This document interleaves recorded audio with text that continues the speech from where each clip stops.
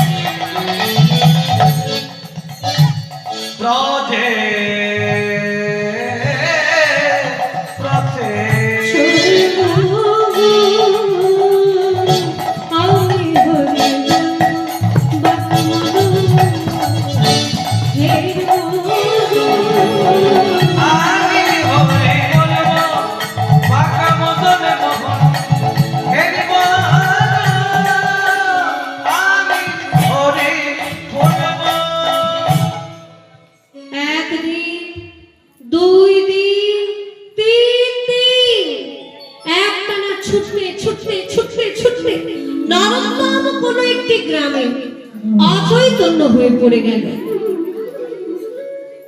জ্ঞান যখন ফিরে পেল নরোত্তমের, জ্ঞান যখন ফিরে পেল নরোত্তম দেখছে একজন পণ্ডিত মশাইয়ের কোলে মাথা রেখে নরোত্তম শুয়ে আছে।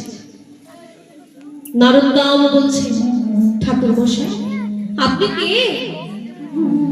সেই ঠাকুর মশাই বললেন, আমি এই গ্রামেরই একজন মানুষ, আমি একজন ব্রাহ্মণ। তুমি